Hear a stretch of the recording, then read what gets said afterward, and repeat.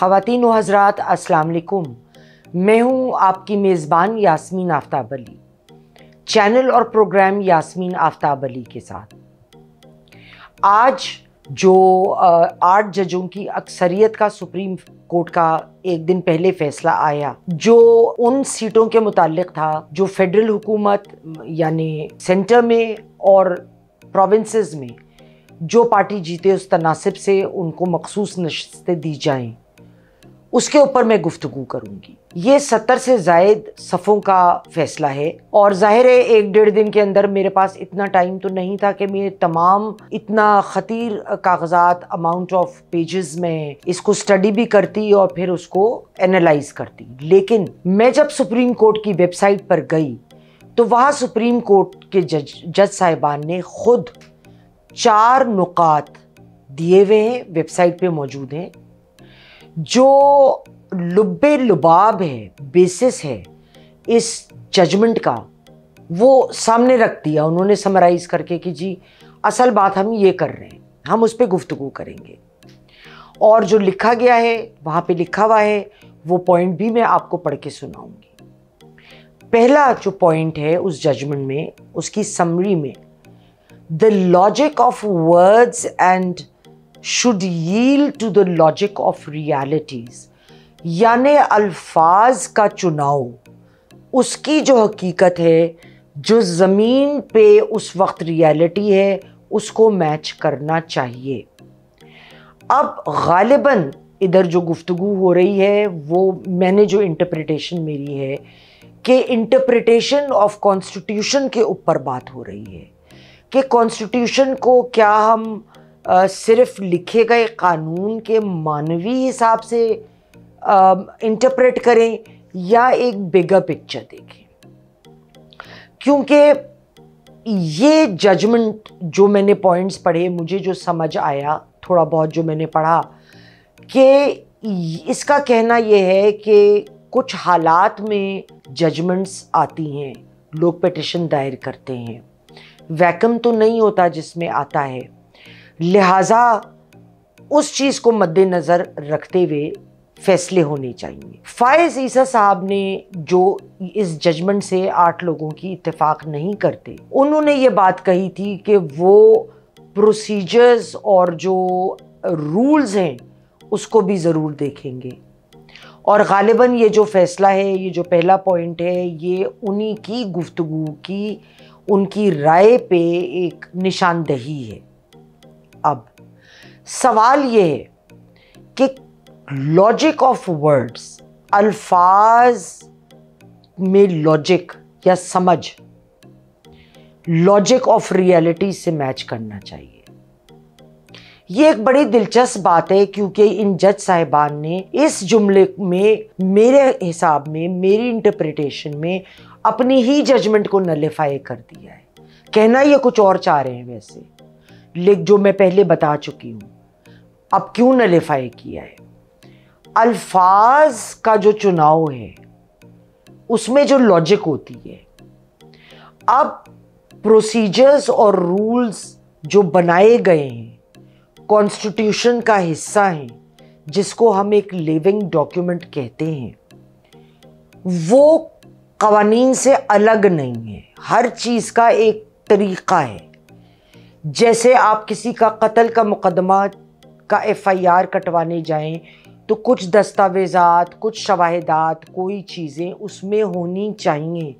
फिर आगे जैसे जैसे आप चलेंगे इन्वेस्टिगेशन में तो डॉक्यूमेंटेशन ज़रूरी होती है। इसी तरह से लॉजिक ऑफ रियलिटीज़, ये अज्यूम किया गया कि logic of words logic of realities से फ़र्क रखी गई है, ये एक होनी चाहिए। लेकिन जो फायज़ ईसा साहब बात कर रहे हैं वो भी रियलिटी है, बल्कि वो बड़ी रियलिटी है। इसलिए क्योंकि जब बार बार ECP PTI को कहते रहे कि आप इंटरनल इलेक्शंस करवाएं, पार्टी के इंट्रा पार्टी इलेक्शन कराएं, आप लिस्टें जमा कराएं कि मखसूस नशिस्तों पे किन लोगों को आपने लेकर आना है, और बहुत सारी चीज़ें थी जो उन्होंने कभी नहीं करी। मगर उन लोगों ने इन तमाम बातों को इग्नोर किया। तो अगर ईसीपी इन बातों को मद्देनजर रख के फैसले ना लेता तो दूसरी जानिब से इनके ऊपर अटैक हो सकता था कि ये तो कानून में मौजूद है, आपने इस रिक्वायरमेंट को क्यों नहीं लिया।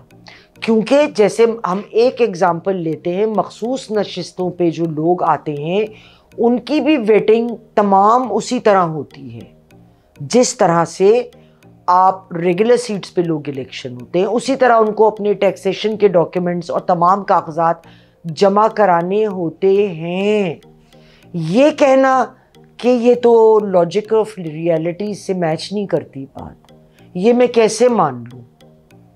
ये तो फिर हम एक ऐसा फैसला दे रहे हैं, ऐसे पार्टी ऐसे शख्स के लिए ऐसी सहूलत क्रिएट कर रहे हैं जो मार्जिन हम किसी और के लिए नहीं देते और ना हम देंगे। तो क्या अगर हम आज ये फैसला करते हैं तो कल बहुत सारे ऐसे फैसले आते हैं, कोई कॉर्पोरेट सेक्टर में मसला आता है, कोई इलेक्शन से रिलेटेड मसला आता है, कोई क्रिमिनल मामलात में मसला आता है, तो क्या हम फैसले इस बुनियाद पे देंगे जिधर हम प्रोसीजर और रूल्स को इग्नोर कर देंगे जो हर कानून का एक बड़ा हिस्सा है कि ये इस तरह से फैसले लेने, लेकिन उसका तरीका क्या होगा, स्टेप 1, स्टेप 2, स्टेप 3, स्टेप 4। तो मेरे ख्याल में जज साहिबान ने पहली जो ये definition the, it is very self contradictory. अब हम दूसरे पॉइंट पे आते हैं। If any person suffers the loss of any right or benefit because of, अब इसको सुनिए, unlawful act or omission of a public functionary, he is entitled by reason of an obligation of justice to be restored to the right or benefit and put in the same position in so far as possible as would have been if such unlawful act or omission had not been made by the public functionary। मैं इसका आसान ज़बान में, क्योंकि ज़्यादातर लोग जो ये मेरा प्रोग्राम देख रहे हैं ज़रूरी नहीं वो सब वकील हो, इसका मतलब ये है कि अगर किसी शख्स को कोई राइट, उसका हक था या बेनिफिट मिलना चाहिए था, वो क्यों नहीं मिला? क्योंकि एक पब्लिक फंक्शनरी ने गैर कानूनी काम किया या कोई काम करना चाहिए था नहीं किया, तो उसको हक है, क्योंकि इंसाफ देना उसको हक है, तो उसका वो हक उसको रिस्टोर किया जाए या बेनिफिट, और उसी पोजीशन में उसको लाया जाए जिसमें वो होता अगर एक पब्लिक फंक्शनरी ने अनलॉफुल एक्ट या ओमिशन नहीं किया होता। अब इधर ठहरते हैं, असल जुमला जो इधर है वो है अनलॉफुल एक्ट और omission of a public functionary. मगर क्या ईसीपी के लोगों ने कोई अनलॉफुल काम किया अगर वो प्रोसीजर और जो रूल है उसके तहत उनसे दस्तावेज मांगे गए? बिल्कुल भी नहीं। क्या उन्होंने अपने फर्ज में कोई कोताही करी अगर वो ये सब डॉक्यूमेंटेशन नहीं मांगते, जो कि कभी प्रोवाइड नहीं किए गए? तो और अगर किए कुछ थोड़े बहुत टोटे उसके, तो वो it was too late already. तो उस सूरत में क्या दूसरे ख्याल रखने वाले ना इतराज़ करते कि हमारे लिए तो ये कवानीन आपने लागू किया, हमसे तो आपने एक कागज़ जमा किया, जो दुरुस्त बात है क्योंकि वो अकॉर्डिंग टू इलेक्शन एक्ट के तहत है। तो एक पार्टी या एक शख्स को आप उससे क्यों उसको कह रहे हैं कि वो बेशक करे या ना करे? भैया क्यों ना करे? क्या ये कानून का हिस्सा नहीं है? क्या ये कानून का के खिलाफ अमल उठाना नहीं है? और यहाँ पे मेरे ख्याल में जो अनलॉफुल एक्ट और ओमिशन ऑफ पब्लिक फंक्शनरी है वो ईसीपी को कहा गया है, और जिस शख्स को नुकसान हुआ वो पीटीआई को कहा गया है। हालांकि चीज़ें जो ब्लैक एंड वाइट में नहीं होती, जो कंटेम्प्रेरी हालात की तरफ इशारा पहले क्लॉज में किया गया, तो उन हालात में हकीकत तो ये है कि एक वक्त था जब पीटीआई इस्टेब्लिशमेंट का लाडला थी, अब वो लाडला नहीं है। तो वो समझते रहे कि हम कानून की नफ़ी करें या उसे तोड़ें या जो मर्ज़ी करें, हम लाडला लाडला खेलते जाएंगे और हमें कोई पूछेगा नहीं। और अगर पूछ लिया तो क्यों पूछा? जैसे नवाज शरीफ साहब कहते थे मुझे क्यों निकाला, तो इनका है कि मुझे क्यों पूछा, हमें क्यों पूछा। तो जब उनकी बात गलत थी तो बराबरी से इनकी बात भी गलत हुई। अब इस बात से तो किसी को इनकार नहीं है कि जो इलेक्शंस थे पीटीआई के लोगों के, उसको बतौर इंडिपेंडेंट उसको देखा गया कि इंडिपेंडेंट ने इलेक्शन लड़ा। जो लोग इंडिपेंडेंट होते हैं उन्होंने एक पार्टी ज्वाइन की, सुन्नी इत्तेहाद काउंसिल। उस बात पे कोई इख्तिलाफ़ी राय नहीं है। लेकिन ये जो फैसला आया, ये फैसला बड़ा अजीबोगरीब था भाई साहब, कि उस पे उन्होंने सुन्नी इत्तेहाद काउंसिल को परे रखा और उन्होंने कहा कि हम टाइम नहीं ज़ाया करेंगे। वो अगले पॉइंट में बात करेंगे हम कि हम कागजात वगैरह मांगे पीटीआई से, बस ना रिलीव दो।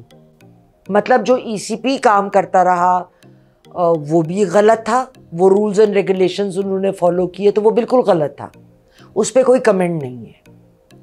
लेकिन हमने ये फैसला लेना है तो उसमें ये छोड़ो ना, ये क्या बातें लेके बैठ गए, बस दो फैसला। तो ये कैसे मुमकिन है? क्योंकि जब वो एक पार्टी ज्वाइन कर चुके तो आपका कानून भी कहता है कि फिर आप किसी और से एलिजियंस नहीं रख सकते। तो सुप्रीम कोर्ट ने अपनी तरफ से सुन्नी इत्तेहाद काउंसिल से निकाल कर पीटीआई को, सो टू स्पीक, दोबारा एक एंटिटी कैसे बना दिया? क्या ये हमारे कॉन्स्टिट्यूशन के खिलाफ नहीं गया? फिर तीसरे पॉइंट पे आइए।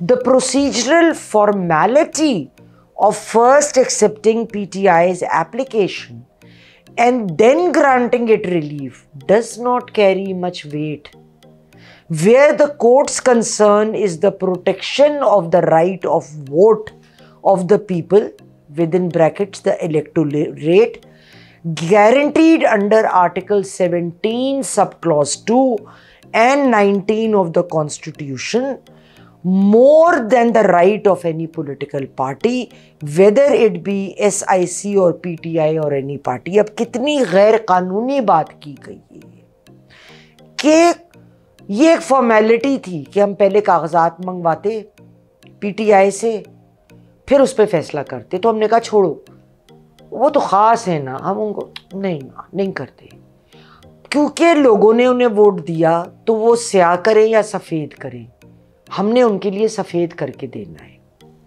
और कोर्ट का कंसर्न ये नहीं है कि प्रोसीजर्स फॉलो किए या नहीं किए, उनका कंसर्न सिर्फ ये है कि कानून के तहत जिसको वोट मिला तो उसको जो है ना, उसको वो राइट दिया जाए। वो पार्टी इतनी अहम नहीं है भाई। आपने फ्लोर क्रॉसिंग मना कर चुके हैं, आप नहीं कर सकते, ये सब जानते हैं, मेरे सुनने वाले यहाँ सब जानते हैं। तो एकदम से सुन्नी इत्तेहाद काउंसिल से निकाल कर उनको एक दोबारा से पीटीआई को ज़िंदा कर दिया, जो पीटीआई ऑन द रिकॉर्ड जो है वो तो एग्जिस्ट करती नहीं एज अ पार्टी, क्योंकि उन्होंने एक भी लवाजमात जो उसके थे उसको जो ज़रूरत थी कागजात की, डॉक्यूमेंटेशन की, उसको पूरा ही नहीं किया। अब जो चौथा पॉइंट है वो एक तरह से तीसरे पॉइंट को मज़ीद एलैबोरेट किया गया है। It is the right of the electorate guaranteed under Article 17 subclause 2 and 19 of the Constitution, exercisable through political parties, to have proportional representation in the reserved seats, not of the person nominated for the elected to such seats। अब उन्होंने कहा कि जिस तरह हमने point number 3 में कहा कि इलेक्टोरेट जो है वो गारंटी करता है फला शिक में कि जो पॉलिटिकल पार्टीज़ को जिन जिन लोगों ने राइट्स दिए उनको प्रोपोर्शनल रिप्रेजेंटेशन मिले। तो तो उस शख्स को नहीं जो इलेक्ट हुआ उन सीटों पर। सवाल ये है कि इलेक्शन तो पीटीआई ने इंडिपेंडेंटली लड़े थे ना, तो किसी पार्टी ने तो लड़े ही नहीं थे। फिर उन्होंने एसआईसी ज्वाइन की, तो असूली तौर पे जो राइट है प्रोपोर्शनल सीटों का वो एसआईसी को देना चाहिए था। उस पर तो किसी की बहस ही नहीं है, कोई बहस नहीं कर रहा कानूनी तौर पे इस बात पे। आपने एक लेजिटिमेट पार्टी को उठा के परे मारा और आपने कहा जिंदा हो जाओ, सूर फूका गया और अंगड़ाई लेती हुई पीटीआई जिंदा हो गई। मुझे कानूनी तौर पे बखुदा ये बातें समझ नहीं आई। दूसरी जानिब सितंबर 20 को नेशनल असेंबली सेक्रेटेरिएट की पोजीशन लिस्ट रिलीज की गई, जिसके तहत सुन्नी इत्तेहाद काउंसिल की 80 सीटें लिखाई गई और इसी तरह बाकी पार्टियों की भी जो मखसूस नशस्तें थीं और जो भी उनकी सीट्स थीं वो करी गई। स्पीकर सरदार अयाज सादिक साहब ने चीफ इलेक्शन कमिश्नर को एक खत हालिया में लिखा, जिसमें उन्होंने कहा कि सुप्रीम कोर्ट का फैसला उन रूल्स पे मबनी है जो बदले ही नहीं गए, यानी उसके मुनाफी है। या तो सुप्रीम कोर्ट वो रूल्स पार्लियामेंट को कहता कि इनको ख़त्म कर दो क्योंकि हमें अभी सूट नहीं कर रहा, हमने फलां पार्टी को या फलां शख्स को रिलीफ देनी है, हमें सूट नहीं कर रहे ये लॉज, आप इनको स्ट्राइक डाउन कर दो। स्ट्राइक डाउन आप कराते फिर आप ये कर लेते, वो भी नहीं हुआ। और यही बात अयाज सादिक साहब ने माई न्यूज़ का यही निकलता है। और जो कानूनी तौर पे इंडिपेंडेंट कैंडिडेट्स हैं और उन्होंने एसआईसी ज्वाइन कर ली, उसके बाद वो दोबारा अलग होके पार्टी, जो पार्टी का वजूद नहीं है पुराने लॉज के तहत, वो कैसे हो सकता है। अब इधर सवाल ये उठता है कि ये ऊंट किस तरफ बैठेगा। पार्लियामान, और पार्लियामान से मेरा मतलब है इस्टेब्लिशमेंट और पार्लियामान और जुडिशरी, और वो भी a sitting chief justice and a would be chief justice आमने सामने, इसका क्या हल होगा। मैंने अपने 2 हफ्ते पहले के प्रोग्राम में अपने चैनल यास्मीन आफ्ताब अली के साथ पे ये कहा था कि कॉन्स्टिट्यूशनल कोर्ट्स को अलहदा बनाने का भी एक पेश किया गया है प्रोग्राम, जिसके तहत कॉन्स्टिट्यूशनल मामलात उस कोर्ट के तहत हल किए जाएंगे। क्योंकि ये हकीकत है, जब ये सारे केसेस चलने शुरू होते हैं तो सुप्रीम कोर्ट में जो हज़ारों केसेस लटके हुए हैं उन पे सुनवाई नहीं होती, वो इग्नोर हो जाते हैं। और जब वो इग्नोर होते हैं तो ज़ाहिर है लोगों के काम रुकते हैं, उनका कारोबार रुकता है और सारी दुनिया जो है असल हालात, असल प्रॉब्लम्स, असल मामलात को छोड़कर इसी तरफ लग जाती है। तो ये ऊंट किस करवट बैठेगा। दूसरी जानिब एक और जो नई डेवलपमेंट हुई, डीजी आईएसपीआर साहब अपनी एक प्रेस कॉन्फ्रेंस में ये बात करी कि जो जनरल फैज हमीद के साथ जो कोर्ट केस चल रहा है, कोर्ट मार्शल उनका चल रहा है, उसमें उन्होंने जो भी हरकत करी या कवानीन की पासदारी नहीं की, खिलाफ वर्जी की, वो उस वक्त की हुकूमत की ईमा पर करी। अब हमें पता है कि ये किसकी ईमा पर करी, और अभी हम ये सारे शवाहिद देख रहे हैं, इसको एनालाइज कर रहे हैं कि किसने, ये मेरी इंटरप्रिटेशन ये कि एनालाइज यही कर रहे होंगे कि किसका कितना हिस्सा इस किसी काम में डलता है। क्योंकि इस बात में तो शक नहीं है कि जनरल फैज ने बहुत सारे गलत इक़दामात उठाए, और ये तभी हो सकता है जब इनका कोर्ट मार्शल, जब वो तमाम शवाहिद उनके हाथ में मौजूद हो। तो देखते हैं ये ऊंट किस करवट बैठता है, आगे किस तरफ सूरत हालात जाते हैं। क्योंकि इस्टेब्लिशमेंट इमरान साहब के ने खुद को एक बंद गली में बंद कर लिया है। उनका जो रवैया रहा, उनका जो एटीट्यूड रहा है, तुम चोर हो, इससे बात नहीं करेंगे, उससे बात नहीं करेंगे। अब वो मिन्नतें करते फिर रहे हैं कि इस्टेब्लिशमेंट से बात करनी है, इस्टेब्लिशमेंट उनसे बात करने में इंटरेस्टेड नहीं है। किस तरफ मामला जाता है, इंशाल्लाह जैसे जैसे डेवलपमेंट्स आगे चलेंगी, बढ़ेंगी, हम नई सूरत हालात आपके सामने लाते रहेंगे। अगर आपने चैनल यास्मीन आफ्ताब अली के साथ अभी तक सब्सक्राइब नहीं किया है तो प्लीज़ बेल आइकॉन दबाइए, चैनल को सब्सक्राइब कीजिए और प्रोग्राम आपको पसंद आया हो तो कमेंट ज़रूर दें। मैं हर कमेंट पढ़ती हूँ और हत्तल इम्कान कोशिश करती हूँ कि उसका जवाब भी दूँ, और अपने दोस्तों और फैमिली के साथ शेयर करना ना भूलें।